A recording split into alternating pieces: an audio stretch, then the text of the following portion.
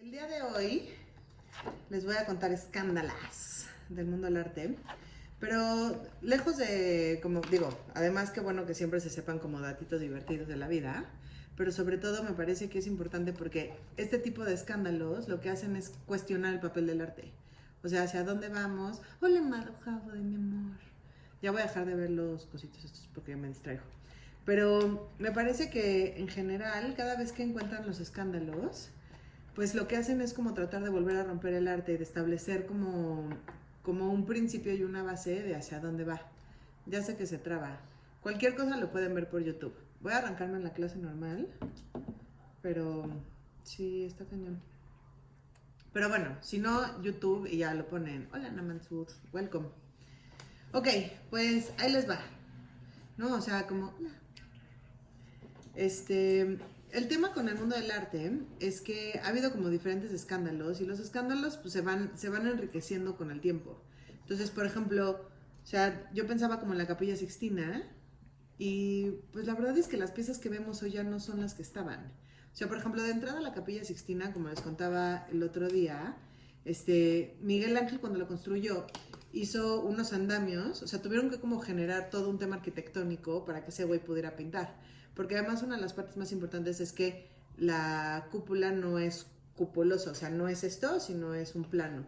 Y este brother lo dibujó a tal forma que te diera como la sensación de que estaba curvo. Entonces hizo todos unos andamios para que se pudiera pegar a la pared y ahí estuviera como colgado como changuito y lo pudiera resolver.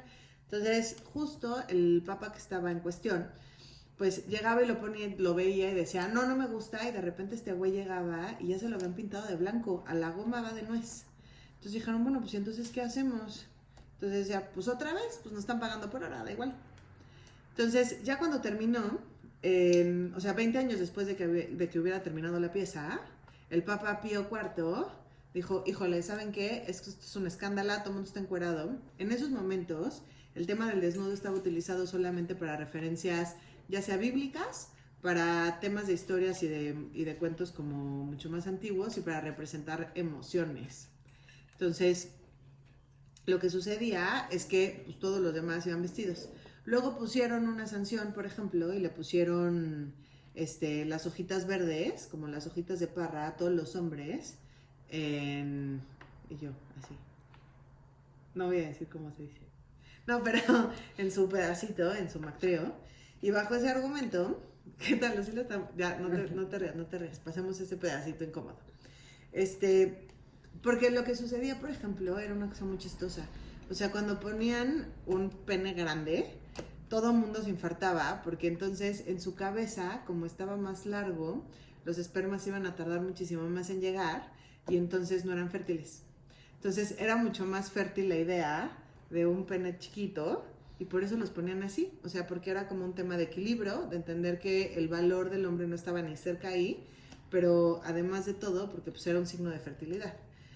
Entonces, lo que sucedió es que el Papa Pío dijo, no, pues esto ya está muy escandaloso, pues pónganle ropas. Y entonces agarró a un güey, un artista que se llama Daniel de Boiterra, y le dijo, brother, regrésale a todo el mundo la ropa.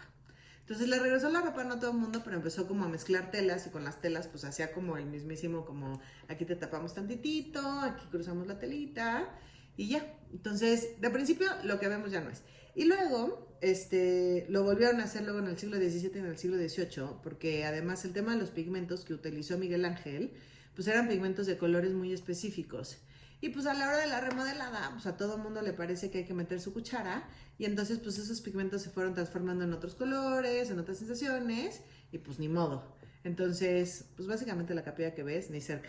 Hay una parte en donde pues de repente se dieron cuenta que dijeron, no, a ver, es que hay que buscar a ver si a través de X-rays podemos encontrar los encuerados de Miguel Ángel y ponerlos en su exactitud.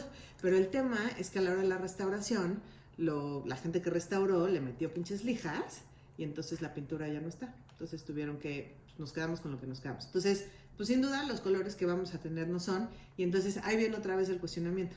¿La pieza es lo que había decidido en algún punto Miguel Ángel? o la pieza es pues esta transformación que hemos visto a través de los años en donde como sociedad vamos tapando y vamos cubriendo pedacitos que en ese momento nos parecen como muy escandalosos o poco apropiados, y entonces bajo ese argumento pues se hace una línea completamente diferente del mundo del arte, y el mundo del arte funciona como este vehículo en donde pues trae los mismos parches que la sociedad y nosotros hemos decidido que tengamos, ¿no? O sea, y bajo esa misma perspectiva, pues hay híjole, está muy rudo, pero se los voy a enseñar. Y digo está muy rudo porque me parece una cosa, ay, aquí está, ya, perdón. Espérense, es que aquí tengo todas mis imágenes de lo que busqué el día de hoy porque tenemos el iPad, aquí está, grabando y el teléfono y así, ¿no? Pero esta pieza,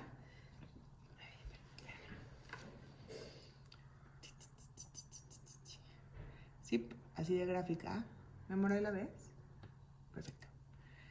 Esta pieza, que le está saliendo un dildo a este brother, pues, la pusieron en un museo y la sociedad se puso súper loca. Esto en 1978. O sea, 1978, nada más para que pongamos ubicaciones.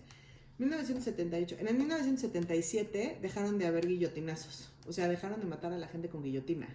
1977. O sea, hay mucha gente que... Muchas de mis primas nacieron en ese justo año. Yo soy del 83, no estoy tan lejos. Pero, o sea, nada más para entender. Dejó de haber la guillotina y en el año siguiente aparece esta foto en un museo. La gente se pone loca y entonces la sociedad va con el museo y lo demanda por obscenidad, ¿no? O sea, como del escándalo que le parece la homosexualidad, como el escándalo que le parece la imagen tan gráfica. Y entonces, pues a partir de ahí, por ejemplo, el mundo LGBTIQ, y ya no sé en qué van, pero, o sea, esa sociedad donde yo pertenezco, pues ha tenido que tener como una historia bien padre, en donde el mundo del arte también se ha sumado. También de los que se sumaron, por ejemplo, a esa parte de esa Yayoi. Yayoi seguramente la conocen, porque hizo con Vuitton una serie de piezas de unos puntos, y si no, pues seguramente las mismas selfies del Tamayo los llevaron como a ese lugar. Yayoi es esta señora. No sé si la alcanzaron. Bueno, tiene pelito rojo. La verdad es que vive en un tema de lunares. Estos lunares que seguramente súper identifican. ¿Se ve algo? Sí, ahí está. Aquí.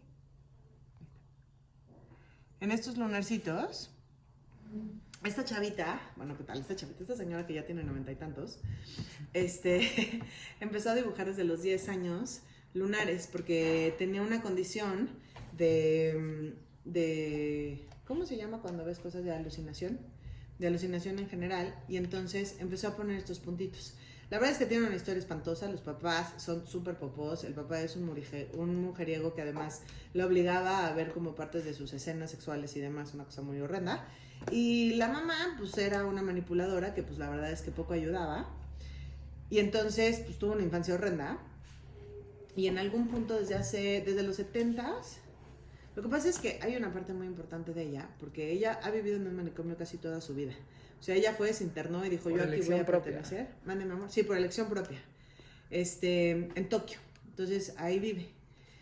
Y esta chava, la verdad es que siempre quiso meterse mucho al mundo del arte, pero pues el mundo del arte la rechazó muchísimo. O sea, como que no le entendían a su pedo. Y en algún punto se empieza a conectar con dos mujeres artistas que la van como colando y la van colando. Y en estas coladas, por ejemplo, hacían performance. Y, por ejemplo, hicieron uno en el MoMA, en donde había muchos encuerados y ella les pintaba como lunares. Y luego ese tema terminó en una orgía enorme. Madhavi dice que es esquizofrenia.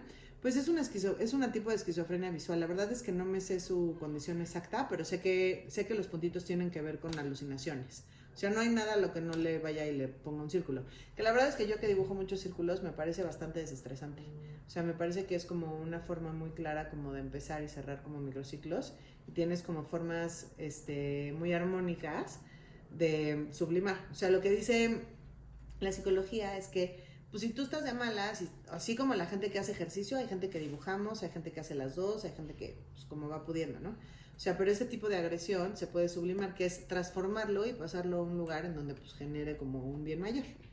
Entonces, a mí me parece que los círculos hacen mucho eso.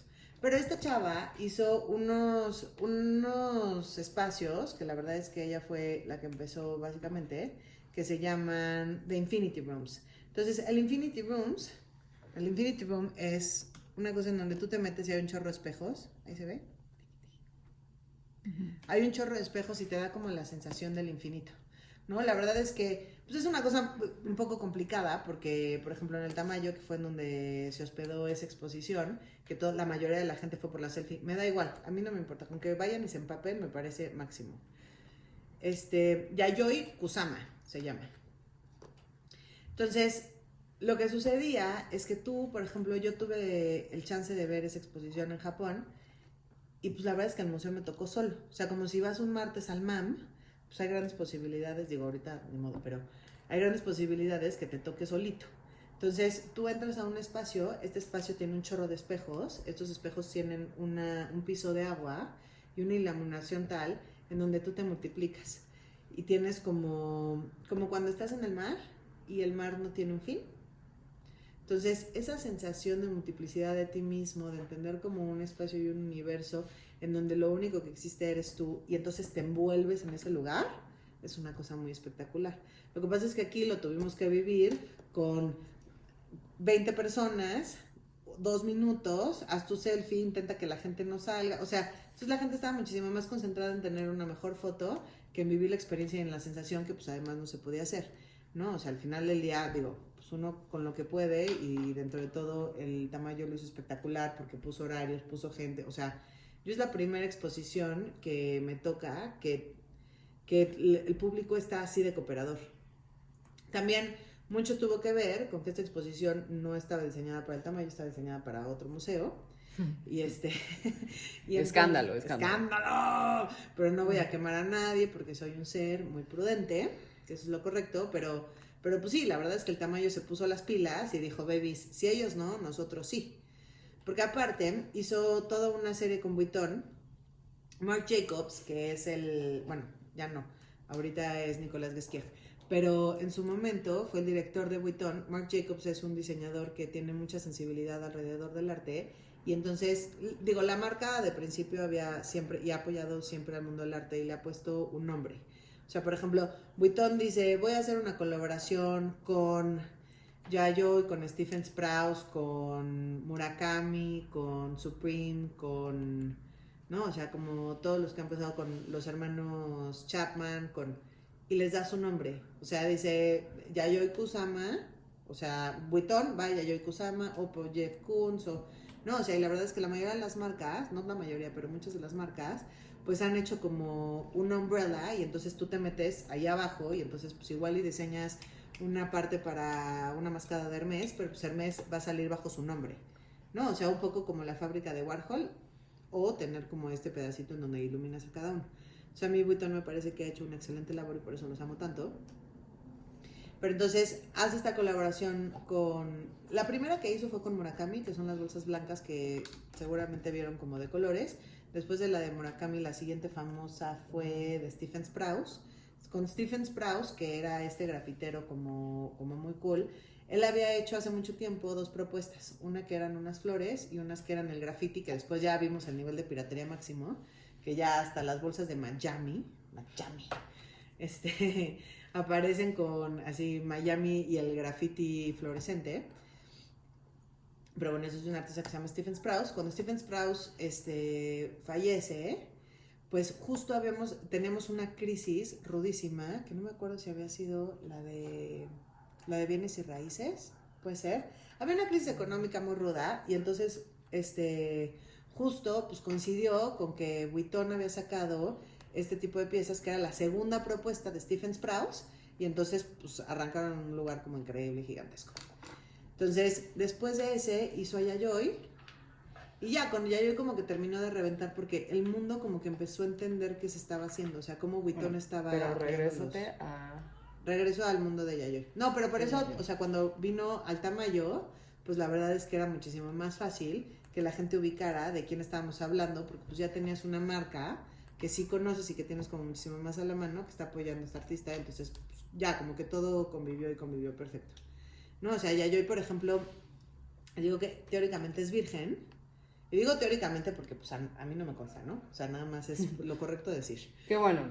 No crean que le estoy acusando de que no. Es que, pues sí, pero ella lo que dice es que ella es virgen, pero pues armó unos escándalos gigantescos, porque por ejemplo en el MAM hizo este tema que se convirtió en una orgía, y pues ella estaba ahí. Entonces luego cuando salió toda la historia, no, pues ¿En el entonces MAM? virgen, en el MoMA. Sí, perdón, en el MoMA de Nueva York. Es que lo dije hace ratito, pero estaba hablando del MoMA hace ratito, yo creo que se me quedó. Entonces, pero aparte acuérdense que, y digo acuérdense porque a mí me contaron, pero lo que pasa es que antes la sociedad no tenía juventud. Es decir, o sea, pues la gente iba medio creciendo y a los 17, 18 te casaban porque a los casi 37 te morías. Entonces, pues todo era como en una velocidad máxima. Entonces, cuando pasan los 70s y empieza todo el movimiento de los hippies y empieza la música, y entonces el tema del baile y o sea, como que se empiezan a mover un chorro de cosas para que entonces exista una parte en donde tú eres niño infante, esposo o esposa, sino que haces niño infante, adolescencia en donde echas desmadre, y luego, o sea, este pedacito de juventud ya pues luego se pasa a la adultez. Entonces, antes de los 70s no existía ese micropedacito. O sea, ahí es en donde Yayoi tiene como un tema importante, que son como los 70s, porque entró un grupo que se llama Fluxus, que ni me voy a meter ahí porque es un tema un poco más complicado, porque a mí la obra de Fluxus no me gusta tanto, pero es muy importante porque es una ruptura. Entonces cuando empiezan a hacer performance, empiezan a hacer como, ya saben, como candelabros de baba y de semen, ese tipo de cosas que es una cosa muy complicada. Pero yo porque soy asquerosa, me queda clarísimo que es importante que exista en el mundo del arte, pero pues yo soy muy asquerosa y no me gusta ver ese tipo de piezas. Pero me parece que justo lo que generan, o sea, este repudio que yo les tengo a que me digas que el candelabro que estoy viendo es de baba y semen, pues es justo lo que está buscando justo este tipo de piezas. Entonces, esa es una de las escándalas como más importantes. Esta chava se mete al manicomio, ahí vive en el manicomio, hace un chorro de piezas y pues también se dedica a hacer poesía y como... A nadie le importa. Documentales y... ¿Qué tal, Lucila? A nadie le importa. A nadie le importa. Pues no, nada más era como un micropedacito. Luego, por ejemplo, hay piezas que se van perdiendo dentro de estas escándalas. Hay una de Da Vinci que es un caballo. El caballo, la verdad es que está bien padre. En algún punto le comisionaron este caballo y entonces Da Vinci dijo, ay, pues sí, claro, aquí te lo armo, bebé. Pero teóricamente iba a medir 25 metros, iba a pesar 20 toneladas, pero el problema es que no había cobre, porque la guerra se acababa de terminar el cobre. ¿Qué más atravesó esta madre? Se acaba de terminar el cobre en cañones que mandaron a hacer. A ver, aquí está. Ahí está. Aquí está el caballo. Entonces este güey hizo uno de 17 metros con arcilla en Milán. Y pues Milán pierde la guerra. Y pues ahí se queda el caballo como dueño de nadie. Y los franceses que estaban ahí pues lo utilizan como tiro al blanco. Y entonces esa pieza se pierde, ¿no? O sea, es como otro microescándalo del arte. Otro de los escándalos que me parece que digo, ya hasta película tiene con Ryan Reynolds, que muchísimas gracias, porque la verdad es que está muy disfrutable. Yo ese chisme me iba enterando por art.net, que nos iba pasando como las últimas, que era lo que estaba pasando con esa pieza, que es la de Klimt, la de la Dama de Oro. Les voy a contar como un micro pedacito de Klimt. Klimt, la verdad es que fue este pintor, la dama, lo conocen mucho como El Beso, la verdad es que como por 5 años fue el póster más vendido. Luego llegaron unos girasoles de Van Gogh que se acababan de vender y entonces pues ya, literal valió. Klimt, la Dama de Oro no se llama la Dama de Oro, la Dama de Oro es Adele, pero así le pusieron porque nadie sabía quién era. Que justo ayer me estaba contando una amiga que se llama Ale Ríos. Esta es la Dama de Oro.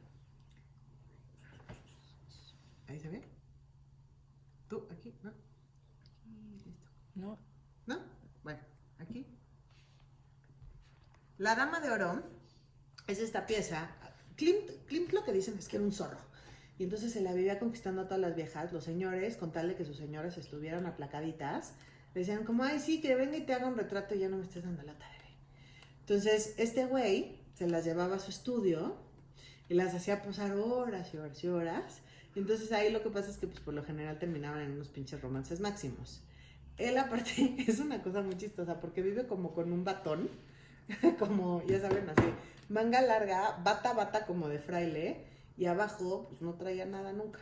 Entonces ese güey pues ahí se la vivía como en su pedo y le traían viejas, las pintaba y así, pues se hacía de muy buena lana. La verdad es que mucha de la obra de Klimt fue comisionada y pues la otra parte pues es la que en general conocemos. El beso, por ejemplo, creo que sí es como obra, pero Adele le hizo 2 retratos a esta señora. Cuenta Radio Pasillo, que pues ahí se amaban y la pasaban bomba, pero pues ese Radio Pasillo no es el correcto de estar diciendo, porque pues esta señora era una señora casada. Y entonces en la Segunda Guerra Mundial, los nazis pues empiezan a robarse pues la obra de todo mundo y les vale. Así llegaban, sacaban las casas, vámonos, esta y esta pieza es mía. Y de hecho, esa pieza estaba siendo parte de una colección que le iban a dar a Hitler, pero a la mera hora, pues se lo quedaron los museos, se cerraron, porque pues cuando se cayó esa piñatita, pues literal todo el mundo empezaron a cortar cabezas porque pues, les cacharon el cagadero que hicieron con los judíos, que pésimo. Entonces, pues básicamente muchas de las piezas se perdieron. Ese retrato era de esta señora no tuvo hijos nunca. Y entonces, pues una nieta ahí pues coopera y como que dice, no, pues a ver la pieza y hay que rescatarla, y se meten en toda una dinámica de quién es la pieza. Si la pieza, digo, evidentemente la pieza no era de los nazis, ¿no? O sea, pero si la pieza debería de ir a la Fundación Klimt y permanecer ahí, o si la pieza era, pues, de esta señora. La verdad es que la pieza era de esta señora porque ella la adquirió, ¿no? O sea, ella la compró y estaba en su casa. Entonces, se aventaron un juicio. La verdad es que la película la ponen muy mono y lo hacen muy romántico y me parece máximo que además salga Ryan Reynolds porque sí está muy guapo. Entonces, pues te aligera, mi amor, nada más te aligera la historia, es lo único que estoy diciendo. Y entonces, pues ahí pueden ver todo el chal de cómo al final, pues obviamente sí se queda con la familia, pero pues esta señora, la nieta que estaba buscando toda la piñata, pues tampoco tenía quien dejársela. Entonces, pues dijo, ¿y ahora qué hacemos? Dijo, ni de a pedo se la regreso a la Fundación de Klimt porque hicieron todo un caos y la trataron pésimo y la pelucearon horrible, ¿eh? Y entonces lo que hizo fue con una galería, la dejó como comodato.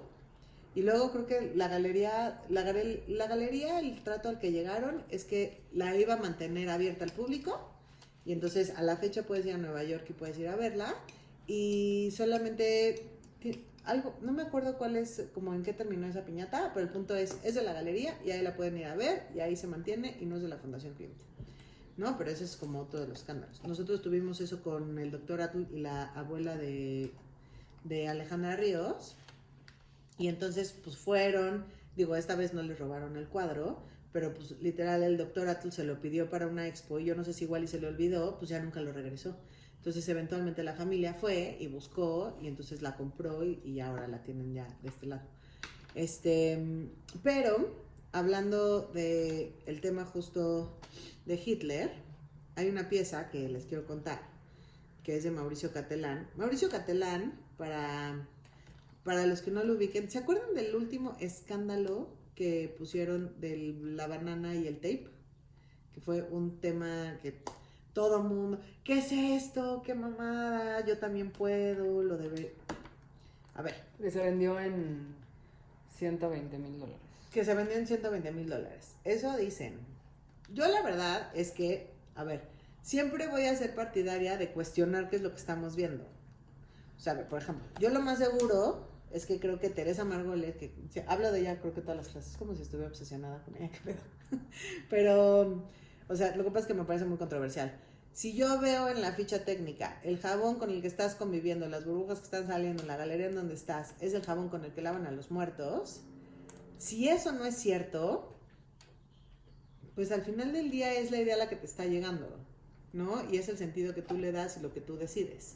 Entonces, si se vendió o no se vendió la obra del plátano, pues a mí la verdad es que está muy complicado pedir que te pasen así de, a ver, quiero ver el depósito, pues ¿cómo? ¿Eso qué? Pero lo que sí es que el señor Mauricio Catelán, que es una cosa, a mí me encanta porque además es un tipazo y se suma un chorro de cosas. Mauricio... Mi brother.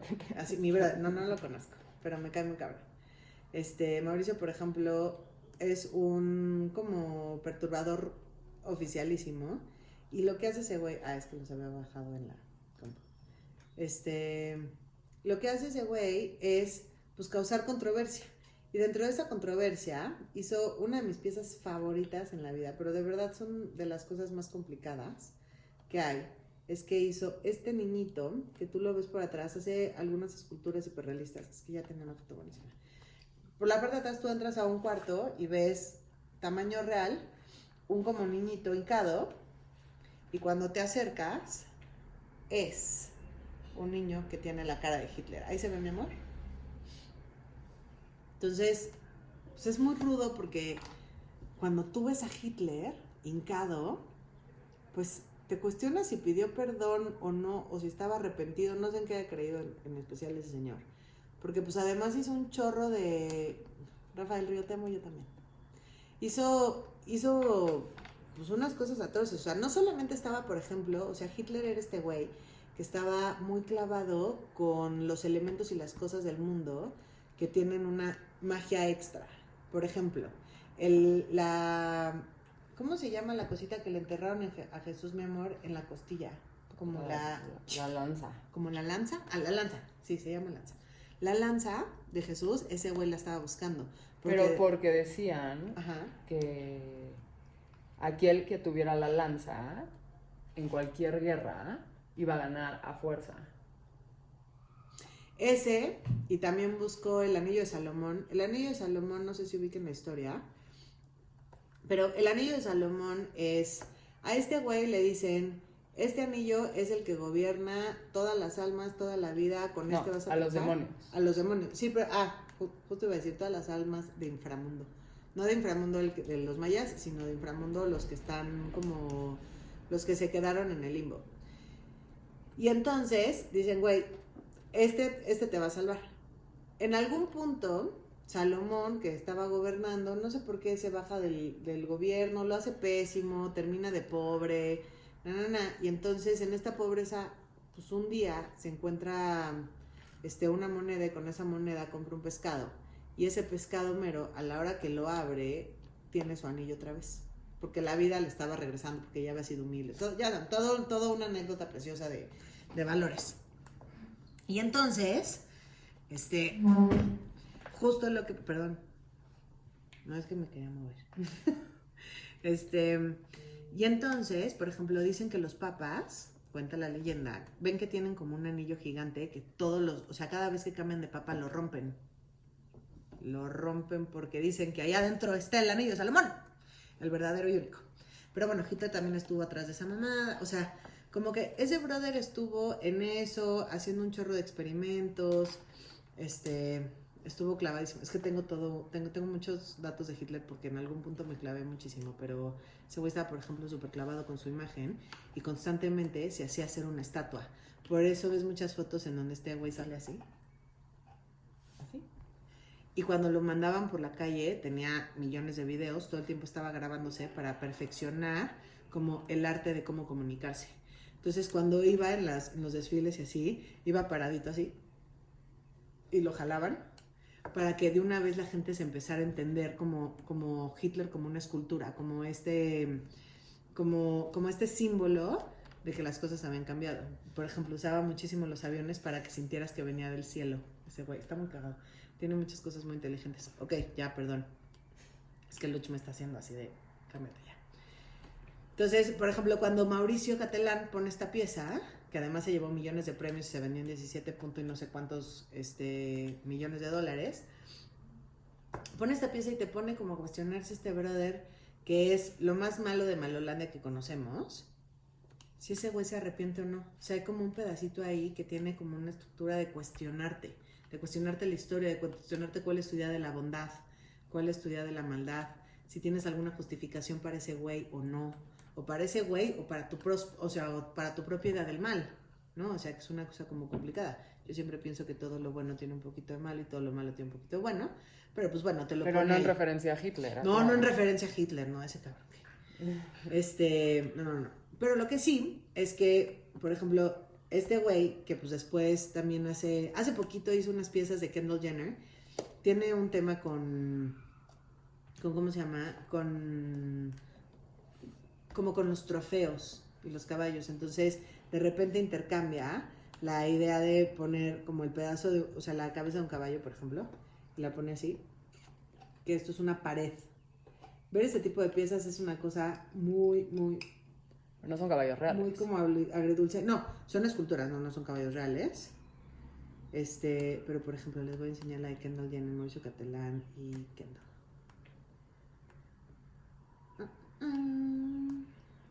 ¿No? Hizo esta pieza para una revista que se llama Garage Magazine. Y qué tal que como... Pues aquí está.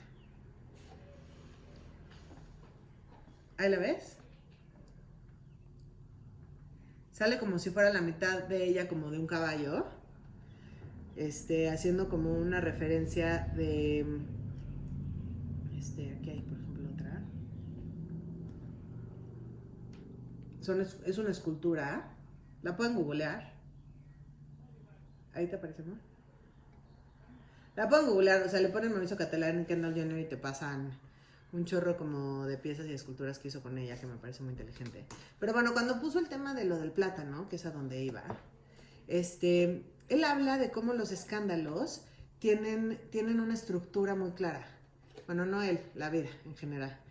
O sea, pero es la atención, después la notoriedad, después como el outrage, o sea, como que toda es el ciclo. O sea, el ciclo de los escándalos. ¿Cómo dices como outrage en español? Es que no sé si como enojo. Es que es como un enojo, pero... Sí, pues sí, un enojo. Como el outrage, luego la acción y luego la canonización. O sea, entonces lo que sucedió es que a una reportera, le dan la portada del New York Times para que vaya a Basel y escoja la pieza que va a poner esta portada. El New York Post. Ah, sí, no es el New York Times. El New York Post. Y entonces, pues va a la feria y encuentra este plátano, que es de Mauricio. Y entonces ella dice, aquí está justo la pregunta que todos nos hacemos. ¿Es o no es arte? O sea, esto es una mamada, no es una mamada, ¿qué pedo? O sea, ¿tiene o no tiene contenido? Da igual, la pieza la verdad es que Mauricio no te va a poner ahí un escándalo de qué es lo que está haciendo con la pieza o bajo qué argumento. Es importante. Pero cuando aparece en la portada, se empieza a convertir en un escándalo completo y la gente empieza como a buscar qué es lo que pasa, para dónde. Ahora, por ejemplo, en el mundo de comunicación en el que vivimos y en la rapidez en la que vivimos, pues salieron los memes. Los memes además ya se subieron un chorro de marcas. Entonces, por ejemplo, hay una marca de condones, no me acuerdo cuál es, pero en vez de poner el tape, le pone, o sea, una línea de condones. Ya saben, entonces como que todo el mundo empezó a utilizar esa imagen y a cuestionarnos si lo que estábamos viendo, eso no es arte. Para mí esa pieza es arte, pero la pieza no es el plátano, la pieza es todo lo que generamos todos, incluidas las discusiones en la mesa, de que sí y que no. Entonces, al final del día, pues el señor Mauricio Catalán, pues sí es un provocador y es un provocador extraordinario, porque pues nos hizo a todos enojarnos, poner en cuestión o en tela de juicio lo que está sucediendo. Los críticos se subieron, luego sumaron un comediante, ese comediante se chingó el plátano, no, o sea, se lo chingó, se lo comió. Así lo abrió y entonces existe el micro performance de esas. Entonces la pieza es el plátano con tape, la pieza es el ejercicio del plátano con tape, o más bien la pieza es todo lo que hicimos alrededor de eso, incluidas las marcas subidas en este tema. Entonces, aplausos a Mauricio Catalán.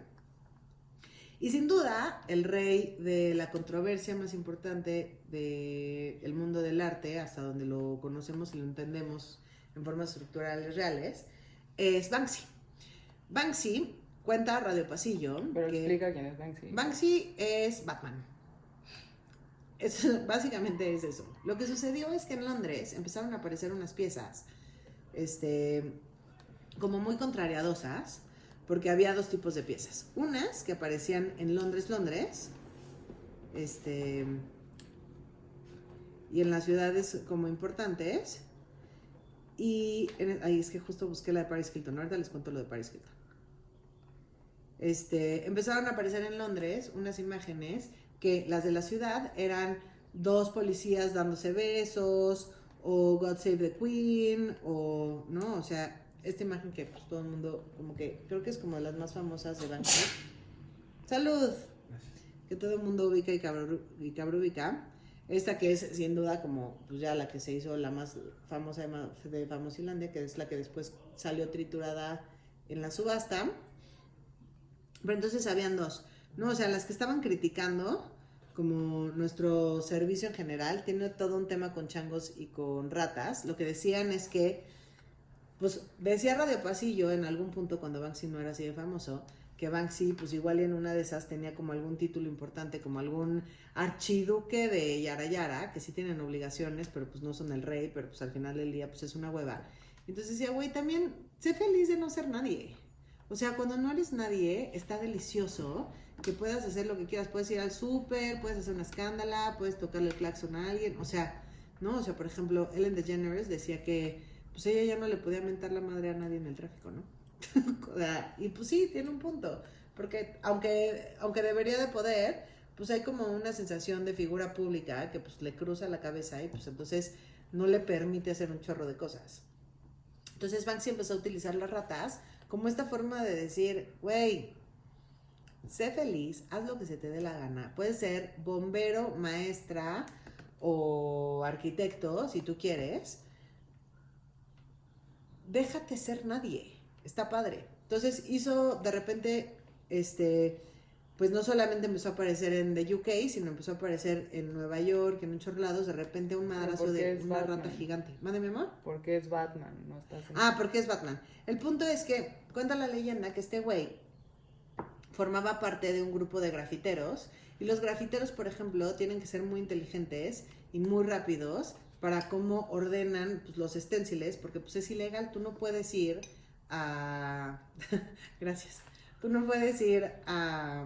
Es que pusieron una cosa muy bonita que no podían poner atención porque estaba bonita y me distraje, lo siento. Tú no puedes ir a pintar una pared Ilegalmente. o sea, ilegalmente y tardarte años y andar presociando la pieza. O sea, el punto es, vas con guantes, vas vestido de negro, pones la pieza, o sea, le grafiteas, es el stencil, que es como pues en donde va a ir el graffiti, quitas, ponle dos, y de ahí, si viene la policía teóricamente, avientas hacia abajo de cualquier coche los stenciles, te quitas los guantes, te quitas la sudadera y ya traes una playera roja. ¿Y quién fue? Pues quién sabe, ¿no? Fuente Ovejuna. Ah, ¿verdad? No es cierto. Fuente Ovejuna. Entonces decían que este güey era muy lento porque era muy dedicado como a que quedaran bien las cosas. Entonces que eventualmente lo habían sacado de la pandilla. Eso es lo que dice Radio Pasillo. Entonces este güey empieza a perfeccionar como sus imágenes. Hay un grafitero muy importante en ese entonces que se llama Black Le Rat. Black Le Rat había sido pues lo más, o sea, como lo más entre la mercadotecnia y las imágenes populares, pero con la cabeza y la biblioteca de absolutamente toda la literatura. Entonces las piezas siempre han sido como muy inteligentes. Y pues Banksy es lo mismo. Y el tema es que nadie sabe quién es ese güey. Ese güey nunca quiso decir, yo soy el famoso. La mayoría de los grafiteros, teóricamente no vas a saber, pero pues eventualmente pues sale por ahí el nombre porque por alguna razón, ¿no? O sea, no sé si por ego o porque alguien ya los cacha. Pero Banksy lo que ha hecho mucho es cuidar que nadie sepa. O sea, evidentemente el pequeño mundo del arte, o sea, la gente que lo conoce y que está, las galerías importantes y así, pues tal vez pueden saber quién es y lo conocen, pero todo el mundo estamos bajo el entendido que no. En algún punto, por ejemplo, CNN, pues la cagó y dijo, ya sabemos quién es porque cachamos esta foto y el verdadero no sé quién. Y entonces, lejos de que el mundo dijera, güey, a huevo ya sabemos quién es Banksy, todo el mundo dijo, no, cabrón, no entendiste. El punto es que fuera Batman, que eventualmente si Banksy se va o no, pues alguien más puede entrar a su lugar, ¿no? Entonces, como que todo el mundo se ha dedicado a cuidar la identidad de este güey. Entonces, este güey, pues hacía la parte importante de crítica social a través de las ciudades grandes, y por otro lado, se iba a los pueblos más pobres, y entonces ponía imágenes como de esperanza. De niñitos, el del corazón y el globito de la niña es justo una de esas imágenes. O sea, en realidad no se tendría que haber hecho ni famosísima, pero pues la imagen es como muy poderosa sola. Y entonces, ese güey después empezó a hacer unas expos importantísimas. Hizo una en donde aparecía un elefante gigantesco que se llamaba The Elephant in the Room. Los voy a buscar porque... El elefante en el cuarto. El elefante en el cuarto. Mira, le voy a poner elefante. Aquí está. Mi amor, ahí se ve. No. No, ahí. ¿Ah? Ok, si alcanzan a ver este elefante, tiene pintado el papel tapiz que está en la parte de atrás y teóricamente aquí había una señora tejiendo y viendo la tele y así. Y entonces hizo todo un espacio gigantesco de un chorro de pinturas y de nada. Pero pues por primera vez la gente le empieza a entender ese pedo. Y entonces dicen, ¿cómo? Claro, entiendo perfecto, claro, the elephant in the room, aquí está el elefante, pero no falta el que quiere hacer un escándalo. Y entonces dijo, no, porque los elefantes están siendo maltratados. Entonces Banksy dijo, no, bebés, eso lo cuidé eternamente. Obviamente toda la pintura que usó fue vegetal, pero se hizo gigantesca el escándalo o la exposición por el tema de lo del elefante, ¿no? Y así se ha aventado un chorro. En algún punto, pues obviamente el mundo del arte, pues dice, a ver, ¿y qué? Y estos grafitis que todo el mundo está hablando y que todo el mundo está diciendo por qué y este güey quién es, porque pues empieza a hacer cada vez cosas más y más grandes, por eso decían que era alguien de la monarquía que sí tenía dinero, y entonces pues que en realidad, porque nadie estaba monetizando ese tema. Y entonces empieza a hacer como muchas más exposiciones, y un día llega Brad Pitt y Angelina Jolie y dicen, ay, qué padre está, y compran un pedazo de pared por una muy buena lana, o sea, pero les quiero decir tipo $1,000,000. Y se hace gigantesco. Y entonces empieza a ser como más y más y más y más, al grado que Londres empieza a entender que Banksy y sus grafitis están trayendo mucho turismo. Y hacen un tour de Banksy, y entonces sacan las postales, el cuaderno, el estuche y así. Y el gobierno dice, oigan, aquí tenemos algo importante. Y entonces deciden que van a empezar a cuidar las piezas de Banksy y las empiezan a proteger. Y les ponen un acrílico. Porque lo que les decía, cuando tú pones un graffiti estás esperando a que la gente pueda ir y raye también. Porque pues también es parte de una pieza para ellos. Y entonces el mundo del graffiti empieza a decir, no mames, este güey es el niño más cuidado, no estamos de acuerdo porque ahora lo cuidan. Y Banksy dice, güey, yo no pedí ni este lugar. Entonces justo, si se les antoja como el tema de Banksy, hay 2 documentales que yo creo que hay que ver de él. Uno se llama Exit Through the Gift Shop, que es salida por la tienda de souvenirs, de regalos, que está muy interesante, porque además, pues como que además a mí me parece muy chistoso porque sentí que el mundo no entendió ese documental.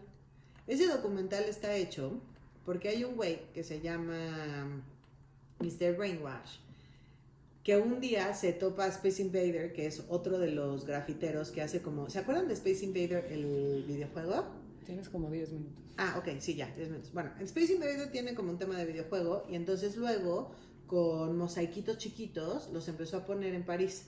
Y entonces era para que tú emocionalmente jugaras Space Invader mientras lo vieras. Entonces te lleva, es como si fueran portales. O sea, como si tú ves un Space Invader, evidentemente eso te lleva a tu infancia si jugaste con eso. Y entonces pues ya tienes como diferentes memorias. Y entonces luego en las ciudades los empezó a hacer un chorro. Entonces parecía que es como si alguien estuviera jugando como desde abajo. Está muy chistoso. Pero bueno, se encuentra Space Invader, lo empieza a grabar y se empieza a meter al mundo del arte y se empieza a encontrar como a los grafiteros. Lo que sí hizo Mr. Brainwash es que desde muy chavito encontró una cámara de video y se dedicó a documentar todo, sin razón, sin una estructura, sin para dónde, sino simplemente la adicción a grabar. O sea, de hecho tiene esposa e hijos y así ves a la esposa en el documental así de, güey, pues así vive el señor, así que hueva también, pero pues ya ni pega. Y entonces se empieza a juntar mucho con Banksy y empieza como a entender cómo opera el mundo del arte, más o menos, pero lo que aparece en el documental, y hasta donde pseudo yo me quedé, pues entendió la creativitis, no entendió la estructura de por qué está atrás y por qué se ponen las imágenes que se ponen. Entonces ese güey avienta a Einstein, a Coca-Cola y a los Simpsons en un mismo cuadro haciendo cosas diferentes, pero es como, sí, pero ¿cuál es el hilo conductor? O sea, está padrísimo que me pongas a elementos que conozco, porque eventualmente me va a parecer como divertido verlos, pero la interacción entre ellos tiene poco sentido. Por ejemplo, a diferencia de Banksy. Banksy, una de las piezas que más me gusta de él, es que, ¿se acuerdan cuando estaba todo el tema de los inmigrantes de Siria y de Serbia y Pues acusaron al gobierno francés de estarles aventando gas lacrimógeno a las lanchas que venían de allá o a los vaquitos, porque pues no querían que entraran a Francia. Pues obviamente, pues es como si ahorita alguien toca la puerta y dicen, güey, pues en este espacio pues caben más de 2, entonces pues vamos a meter 5. Y entonces me traen a una familia de 5 y pues ahí no sé, es como que también el país dice, no, a ver, espérame, ¿quiénes son estos 5 que están, que están metiendo a mi casa? ¿Qué van a hacer? ¿Cómo van a cooperar y tal, no? Entonces acusaron al gobierno francés de estarles aventando gas lacrimógeno a esta madre y en 3 minutos, o sea, pero literal, en 3 minutos, Banksy puso esta imagen en la embajada, ¿no? Que afuera es de la embajada. Afuera de la embajada. Ahí está. Pásamelo por acá. Ahí lo alcanzas a ver. Pásamelo por acá. Que es la chavita de Los Miserables con los ojos llenos de gas y llorando. Ahí lo alcanzas a ver. Ah, pero es que en tu imagen no sale la lata de la gas lacrimógena que está abajo. Maldita sea. Aquí está. Ahí está. Aquí. ¿No? Entonces aparece con el gas lacrimógeno y entonces lo pusieron enfrente de la embajada y literal la embajada lo mandó cubrir, que es aún más escándalo. Pues es como borrar un comment como nefasto. Pues está más fácil que lo dejes ahí a que alguien haya tomado ya un screenshot de que ahí estaba y que tú lo estabas tratando de silenciar y ya, ¿no? Entonces, las piezas que hace son piezas muy inteligentes. Esto tiene sentido. O sea, poner Los Miserables, que es esta imagen con la que hemos crecido y que tienes como muy claro que esta chavita trae una historia nefasta de prostitución, ¿no? Entonces te lo pongo con gas lacrimógeno y es exactamente lo que está pasando, pues suena muy inteligente. Poner a Einstein, a los Simpsons y a Coca-Cola y a Elvis Presley al mismo tiempo no me está diciendo nada, solamente me está diciendo que tienes referencias pop que pues además pues cualquiera podemos como un poco hacer. Entonces básicamente ese documental es una oda a la estructura que tienen los artistas atrás, ¿no? O sea, que Space Invader está clavado en ese sentido y tiene todo un speech y una constancia, ¿no? O Asun, por ejemplo, también, o sea, que es otra de las artistas que me parece de las más espectaculares, que hasta se metió con nuestras quinceañeras. Eso les platico, la próxima clase les voy a traer como más artistas de esos para que los conozcas. Pero en general, por ejemplo, pues hace poquito sacó él tiene un hotel en Palestina, que justo tuvimos el chance de ir, les voy a enseñar. Y es el hotel que dice que tiene pues la peor vista del mundo. La peor vista del mundo. Se llama The Waldorf Hotel, que ahí más o menos aparece, ahí estamos Lucila y yo, sus servilletas. Y estuvo padrísimo porque en la parte de abajo puso muchas de sus piezas. Ahí se alcanza a ver, mi amor, ¿lo tienes tú? ¿No? Puso muchas de sus piezas. Estos son los arcángeles con gas lacrimógeno. Aquí aparece un santito con un punto rojo de láser aquí. No, digo, se pueden divertir eternamente buscando a Banksy porque cualquiera de sus piezas son espectaculares. Y por ejemplo, esta es como de las cuasi últimas. La última son una serie de ratas que están en un baño echando desmadre. Está muy cagado, ¿no? Pero es porque apoya, es como su apoyo a todos quedémonos en casa. Sí, a la cuarentena, al COVID, babies. Sí, ya sé, los que se está parando, les prometo que en YouTube lo van a tener completo. Esta es la imagen de Belén, no parece, no se ve, siento, ahí está. ¿Tú lo alcanzas a ver ahí, mi amor? Espérame. Que básicamente en Palestina está este muro, que mide todo, y entonces la estrella de Belén, pues porque además es un lugar que está amurallado, la estrella de Belén es un como hoyo de un balazo. Entonces está muy cañón porque, pues, el lugar en donde teóricamente nació la Navidad no se festeja la Navidad. A mí me parece que hace cosas muy inteligentes en general. Pues creo que eso va a ser todo por el día de hoy porque ya se me acabó el tiempo. Pero la próxima clase nos vemos el martes. Y ahorita me conecto para preguntas y respuestas, babies. Les amo.